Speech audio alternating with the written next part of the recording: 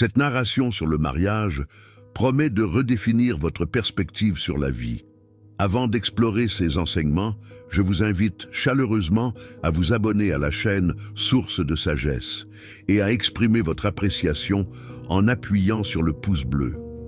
Votre soutien contribue à partager ces récits inspirants avec davantage de personnes. Merci de faire partie de notre communauté. Il était une fois, dans un village pittoresque niché au creux des montagnes, vivait un jeune homme du nom d'Alexandre. Alexandre était une âme aimée de tous, reconnue pour sa bienveillance, son sens de l'humour et son dévouement envers les autres. Malgré ses qualités, il avait toujours évité le mariage, une idée qui ne trouvait pas écho dans son cœur. Les jours glissèrent paisiblement et bientôt, Alexandre atteignit l'âge de 30 ans. Dans la tradition du village, cet âge marquait le moment où beaucoup franchissaient les portes du mariage. Les proches d'Alexandre, empreints d'inquiétude, lui présentèrent divers prétendants, mais il déclina poliment, souriant toujours avec grâce. Il préférait se consacrer à sa passion pour la nature et à son engagement envers la communauté. Un jour, une femme sage du nom d'Isabella, respectée pour sa sagesse et sa connaissance des cœurs, remarqua la mélancolie dans le regard d'Alexandre. Elle l'invita à partager une tasse de thé dans sa modeste demeure. Alors qu'ils discutaient, Isabella perçut la tristesse derrière le sourire d'Alexandre. Doucement, elle lui demanda ce que son cœur cachait. Alexandre répondit « Je ne suis pas opposé à l'amour ni au mariage, Isabella.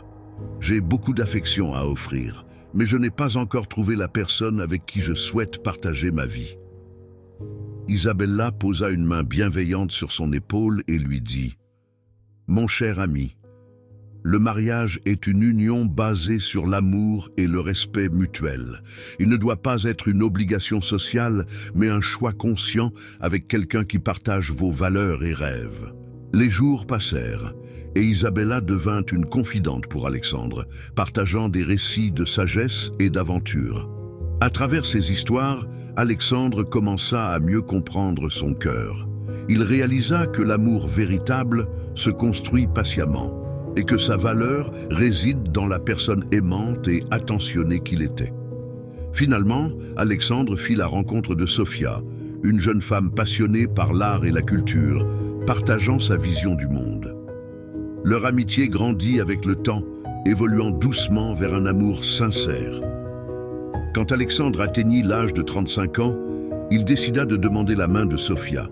Ils célébrèrent leur mariage dans l'intimité du village, entourés de ceux qui leur étaient chers, dont Isabella, devenue une figure maternelle pour eux.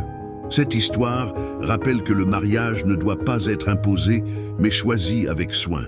En conclusion, cette histoire nous enseigne que le mariage est une étape significative à considérer comme un choix personnel, empreint d'amour, de respect et de volonté mutuelle.